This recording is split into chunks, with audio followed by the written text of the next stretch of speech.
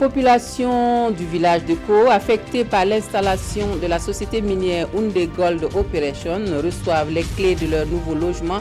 La cité de 368 logements est située au secteur 5 de Houndé. La remise officielle des clés dans ce journal. Et puis, nous marquons un arrêt dans ce journal sur les retards et chevauchements des années académiques au Burkina Faso. Comment les étudiants vivent la situation, nous aurons quelques avis. Un mot sur le Fonds commun genre dans ce journal avec le lancement d'une plateforme web sur le Fonds commun. Notre invité est M. Christophe Zouré, chargé de programme de ce fonds à Diakonia. Il nous donnera des précisions sur cette plateforme et ses missions. Bonjour et bienvenue sur le plateau du Midi Magazine, M. Zouré. Bonjour à tous, merci de nous rejoindre pour les informations de la mi-journée sur la télévision de Burkina. Un excellent appétit si vous êtes à table. Cela dit, les 1622 habitants du village de Ko qui ont cédé habitation et champs pour la construction de la mine d'or de la société minière Houndé Gold Operation sont désormais relogés. La cité réalisée à cet effet est prête avec en son sein plus de 300 logements composés de villas allant de type F1 à F4, le tout sur une superficie de 25 hectares. Situé au secteur 5 de Houndé, on suit la remise officielle des clés avec Yacouba Gamene et Adama Koulibaly. Cette remise des clés par le directeur général de Houndé Gold Operation au maire de la commune de Houndé, par l'intermédiaire des membres du gouvernement, traduit l'engagement de cette société minière, à savoir le relogement des populations du village de Koho affectées par la construction de la mine. Ce matin, la cité que nous allons remettre officiellement le maire et à l'ensemble du conseil municipal est conforme à nos engagements avec les ménages qui sont physiquement et économiquement impactés par le projet. Bâtie sur une superficie de 25 hectares au secteur 5 de la ville de Houndé, cette cité, baptisée Bien-Cuit, compte 368 logements de type F1 à F4 et va permettre ainsi de reloger plus de 1622 personnes. Nous sommes vraiment satisfaits des maisons qui ont été construites pour nous par la mine. Nous avons maintenant un cadre de vie plus agréable et nous disposons de l'eau juste à côté. Un engagement de la mine qui réjouit le premier responsable en charge de l'urbanisme. Je voudrais féliciter les responsables de Houndé Gold Opération SA qui ont mis en œuvre ce projet avec le soutien de l'administration, des différents ministères et surtout du ministère en charge de l'urbanisme et de l'habitat. Ce projet qui avait pour objet de reloger les populations touchées par l'installation de la mine, parce que la mine est en phase d'installation. Je voudrais profiter également pour les inviter à accélérer cette installation et à démarrer également le projet de construction de logements pour les travailleurs de la mine.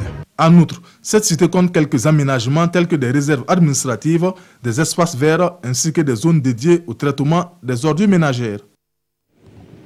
Et la caisse autonome de retraite des fonctionnaires a encore pensé aux orphelins de ses pensionnés et 500 d'entre eux vont poursuivre leur scolarité et leurs études sans trop de difficultés. L'action qui dure depuis 2008 a vu le nombre de bourses passer de 100 à 500 et cela pour but de favoriser donc les conditions de maintien et de la réussite des orphelines dans le système scolaire. Roger Bembamba, Yolande Lompo pour les précisions.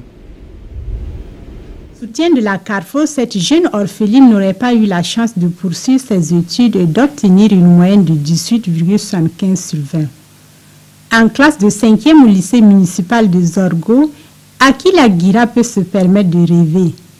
Née dans une famille de 6 enfants, elle bénéficiera du soutien de la Carrefour jusqu'en classe de terminale.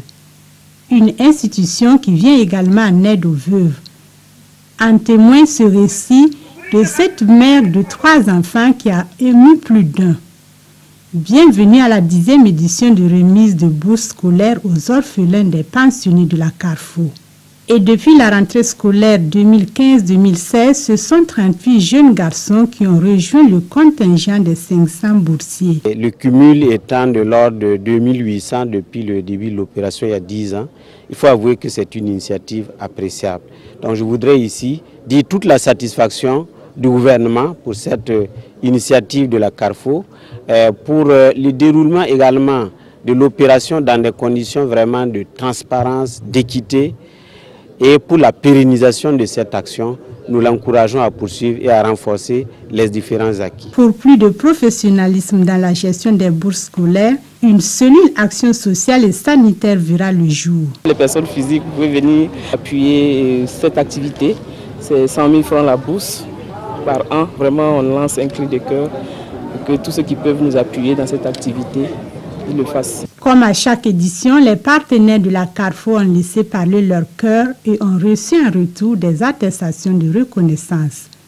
Outre la remise symbolique d'attestations de bourse et de bons de sacs de riz, les boursières admises au baccalauréat session de 2017 ont reçu des prix d'encouragement. Page entretien de notre journal et nous retrouvons M. Christophe Zouré, chargé de programme du Fonds commun genre de l'ONG Diaconia, pour nous entretenir sur la plateforme web concernant ce Fonds commun genre. Bonjour M. Zouré, rebonjour en tout cas. Bonjour Madame Douanier. Et bienvenue sur le plateau de Midi Magazine. Pour commencer, le Fonds commun genre, c'est quoi exactement? Pourquoi vous l'avez mis en place ce fonds? Merci de nous recevoir sur le plateau de la télévision nationale du Burkina Faso. Le Fonds commun genre est un panier commun de différents partenaires techniques et financiers du Burkina Faso qui vise à lutter contre les inégalités de genre. Il est opérationnel depuis plus de 10 ans et a financé un peu plus de 83 projets pour notre pays à hauteur d'un peu plus de 4 milliards de francs CFA. Alors le 28 juillet dernier, vous avez lancé une plateforme web sur le Fonds commun genre. Qu'est-ce qu'on peut trouver sur cette plateforme exactement? Merci. Sur cette plateforme web, qu'il faut le rappeler, est une plateforme qui vise à valoriser les compétences féminines du Burkina Faso. Sur cette plateforme web, nous avons une plage dédiée où les femmes, par secteur d'expertise, peuvent poster des informations pour que les décideurs ou toutes les parties prenantes du développement puissent les utiliser afin de les promouvoir dans les postes de responsabilité, mais également dans les sphères de décision. Et concrètement, ça fonctionne comment? Concrètement, Madame Douanio peut rentrer sur cette plateforme. Il y a une plage dans laquelle elle peut s'inscrire, mettre son nom, prénom, adresse mail, background et domaine de compétence ou je dirais domaine d'expertise. Ainsi, il sera mentionné là-bas que Madame Douanio est journaliste, où que ce soit au monde, quelqu'un qui recherche une journaliste peut la retrouver sur cette plateforme et c'est plus concret. On ne dira plus au Burkina Faso qu'il n'existe pas de femmes compétentes dans le domaine du journalisme. On peut la retrouver facilement sur cette plateforme. D'accord. Et qu'est-ce que cette plateforme peut apporter? Qu'est-ce qu'elle va apporter aux femmes? Ce qu'elle va apporter, je dirais, en 2 points. Le premier, c'est qu'elle permet de répertorier l'ensemble des compétences féminines burkinabées par secteur d'expertise. Ça, c'est un deuxième point. Le second point, c'est qu'elle permet d'accompagner les décideurs et mettre à leur disposition des données fiables sur les compétences féminines et qui pourront les utiliser pour les postes de nomination, mais également pour intégrer toutes les sphères de décision pour pouvoir influer positivement en faveur des femmes. Okay. Et pour parler du Fonds commun lui-même, pour finir, est-ce qu'il y a des conditions? Quels sont les critères pour bénéficier de l'accompagnement de ce Fonds commun genre? Le fonds est ouvert à toutes les ONG et associations burkinabées, mais aussi aux institutions publiques engagées à opérationnaliser le genre. Il faut être constitué sous une forme associative ou être une institution publique. C'est le premier critère. Et le deuxième critère, c'est que soit il faut avoir l'idée ou créer une entreprise de droit burkinabé pour pouvoir bénéficier parce que le fonds soutient dorénavant le secteur privé. Okay. Merci M. Zouré. Merci d'être venu sur notre plateau pour nous parler de la plateforme web sur le Fonds commun genre. Je vous en prie, c'est à vous le merci. Permettez-moi de dire un remerciement à l'ensemble du gouvernement qui nous a accompagnés dans cette mission, mais également à l'ensemble des partenaires techniques et financiers, l'ambassade de Suède, du Danemark, le bureau de la coopération suisse, l'UNICEF et l'UNFPA. Merci beaucoup, M. Zouré. Vous restez avec nous pour la suite de notre journal. D'autres actualités, retard et chevauchement des années académiques dans les universités publiques au Burkina Faso. La situation est toujours une préoccupation. Des étudiants mettent entre 4 à 6 ans, voire plus, pour avoir la licence. Une situation assez mal vécue par les étudiants eux-mêmes, ceux de l'université Ouaga 1, professeur Joseph Kizerbo, qu'une de nos équipes de reportage a rencontré, évoque comme raison à ces retards et chevauchements le système LMD, mais aussi l'insuffisance des infrastructures et de professeurs. C'est le dossier de la rédaction que nous proposent Roger Kam et Maïmouna Traoré. Nous avons eu le bac en 2011. La rentrée donc académique a lieu à l'université. C'était le 4 juin 2012. Nous avons obtenu la licence donc en 2016. Donc de 2011, bac 2011, licence 2016, 5 ans. Jules Napon et Moustapha Nakro risquent aussi de faire la licence en 5 voire 6 ans. Ces bacheliers de 2015 viennent juste de finir les évaluations du premier semestre de la deuxième année. Si l'année allait normalement, on devrait être en vacances de la deuxième année pour reprendre la troisième année en octobre. La deuxième année, c'est le S3 et le S4. Le S3 vient de finir. Bon, on va avoir les résultats même aujourd'hui. Et le S4, nous allons le faire sur 6 mois encore. Donc, ce qui fait que sûrement, ce sera en mars-avril 2018 encore que nous allons finir la deuxième année. Et c'est la situation qui prévaut dans les universités publiques au Burkina Faso, notamment à l'université Ouaga 1, professeur Joseph Kizerbo, l'université Ouaga 2 et l'université Norbert Zongo de Koudgou.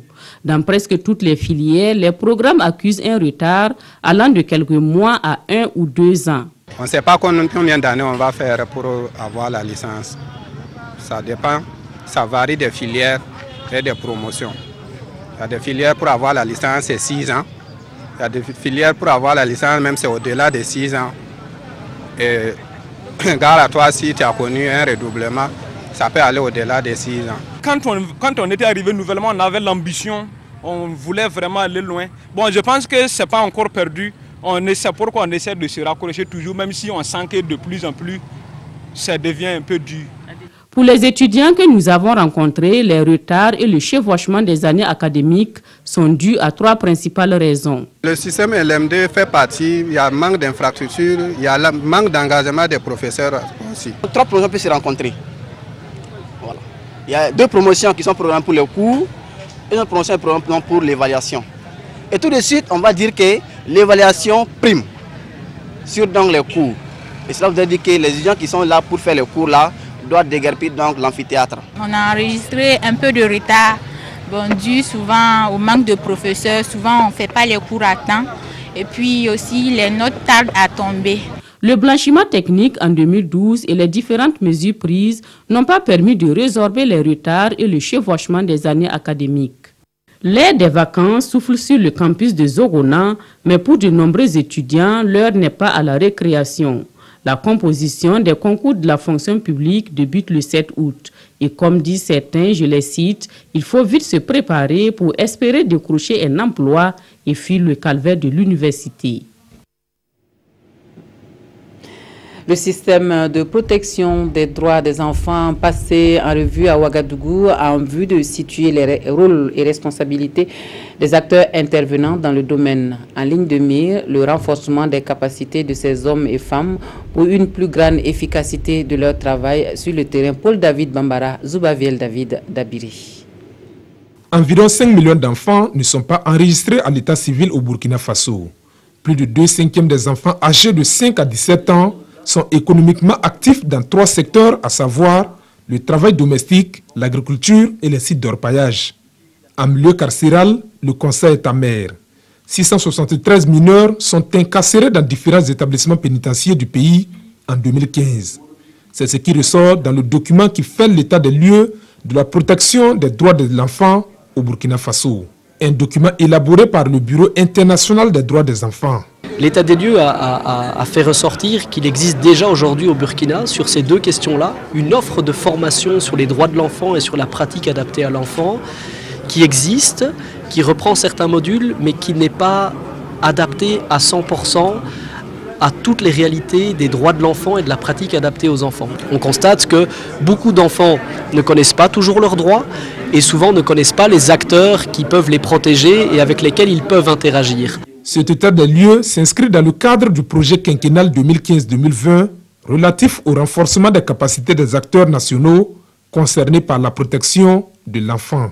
Je voudrais d'abord remercier l'IBCR qui a fait cet état des lieux qui nous permet d'avoir une cartographie exacte des intervenants au niveau de la protection des enfants, de voir également quelle est la perception des enfants par rapport aux différents intervenants. À travers ce document, le Bureau international des droits des enfants entend contribuer à l'insertion des modules de droits et de protection des enfants dans les programmes des écoles de formation au Burkina Faso. Et dans l'actualité des commerçants du Burkina Faso, une charte de bonne conduite en complément au règlement intérieur de la Société coopérative de solidarité commerciale. C'est une feuille de route qui doit permettre au syndicat national des commerçants du Burkina de mieux exécuter les missions de la coopérative. Issa Kafando et Solange Digma. À travers cette signature, le syndicat national des commerçants du Burkina se dote d'une charte de bonne conduite. Elle vient en complément au règlement intérieur de la Société coopérative de solidarité commerciale. C'est que nous avons beaucoup de régions dans lesquelles nous sommes. Vous savez que les institutions de microfinance ou les banques vont nous accompagner. Il faut que les gens comprennent que tout le monde ne peut pas être accompagné au même moment. Donc il faut se doter des conduites à tenir pour que chacun ne se lève pas. Moi je vais comme un finance, moi je vais comme un finance, ça pose un problème. Donc il faut se doter des directives pour dire que chaque chose a une réglementation et que c'est les banques qui décident de financer, ce n'est pas nous. Si les banques décident de financer ton dossier, nous on peut apporter notre concours de garantie.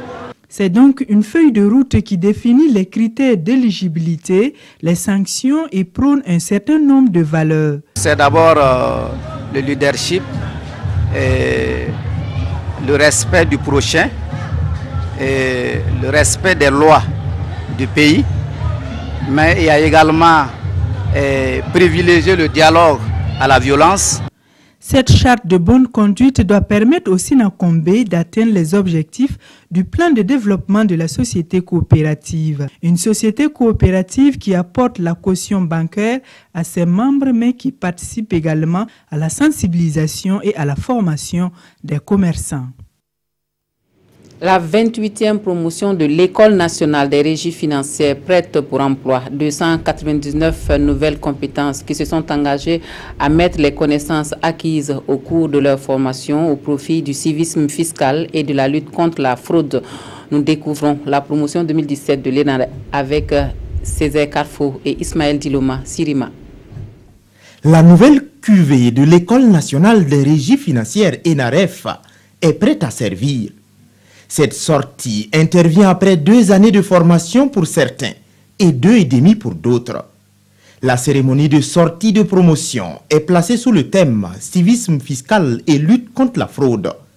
Et cette 28e promotion, baptisée « Réforme », entend s'inscrire dans cette dynamique. C'est le thème vraiment du moment. Voilà, l'administration financière est en pleine réforme et nous, les élèves sortis de l'ENAREF, nous devons d'aller aider ceux qui sont déjà en activité. Voilà, pour la mise en œuvre de ces différentes réformes. Nous avons entamé un nouveau cycle à partir donc de la rentrée.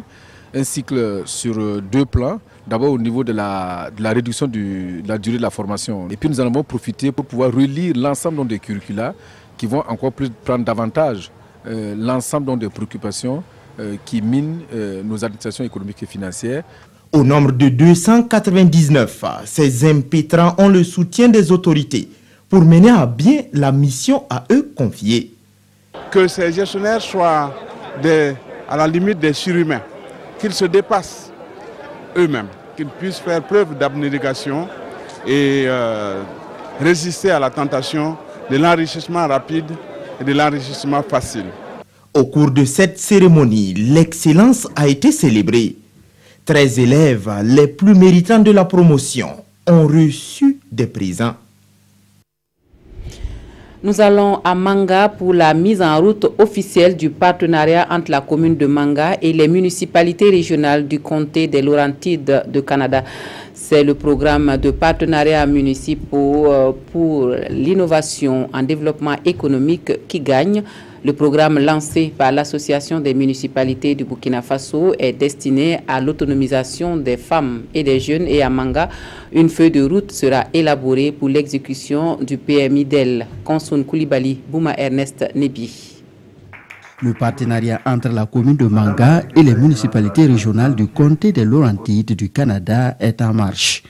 À cette rencontre, il s'agira pour ces acteurs municipaux et leurs partenaires canadiens d'identifier des activités à mettre en œuvre dans le cadre de l'exécution du programme partenariats municipaux pour l'innovation en développement économique local PMIDEL.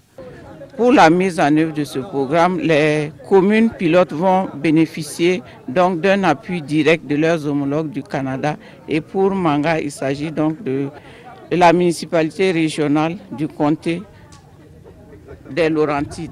Nous avons rencontré depuis 2 jours différents organismes et différentes associations et c'est un échange d'expertise pour savoir ce qui serait préférable dans le concret pour mettre en place tout ce qui peut être possible pour l'inclusion des jeunes et des femmes dans la société.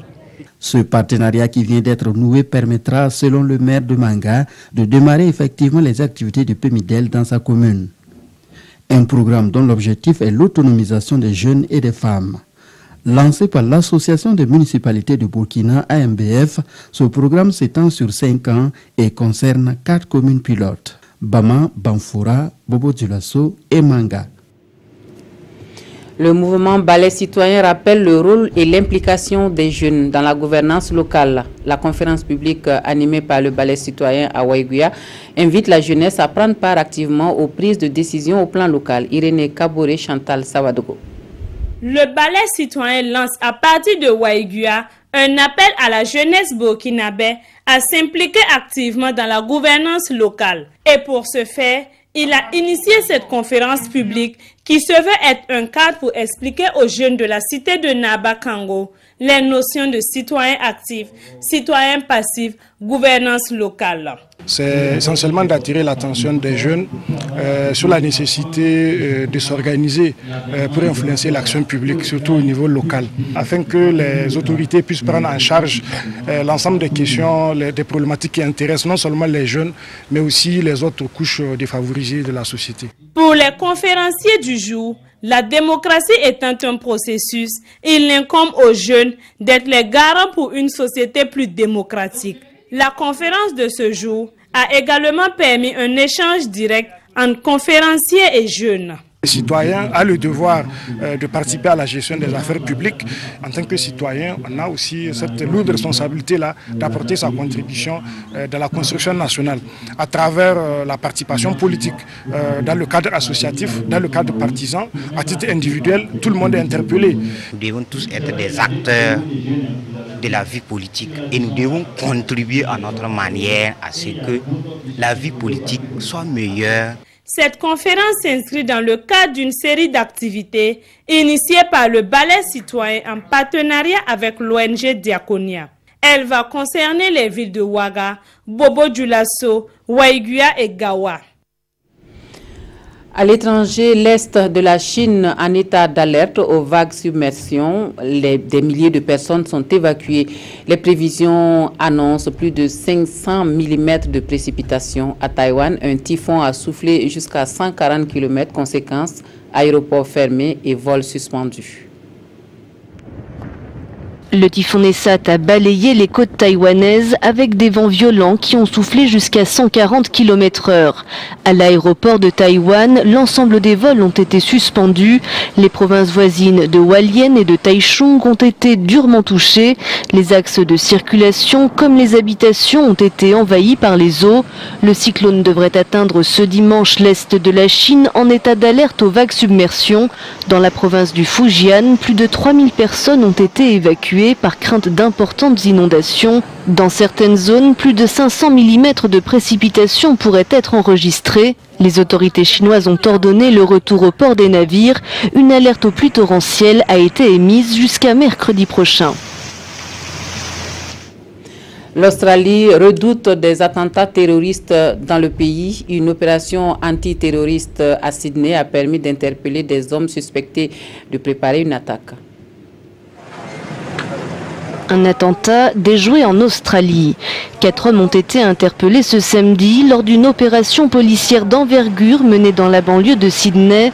Les arrestations ont eu lieu à chaque fois dans des propriétés distinctes. L'attaque, qui avait pour but de faire tomber un avion, devait être réalisée au moyen d'un engin explosif improvisé.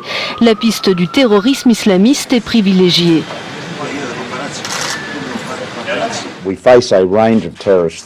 Nous sommes face à une série de menaces terroristes.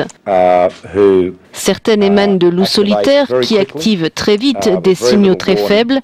Et il y a d'autre part des projets bien plus élaborés, comme c'est ici le cas.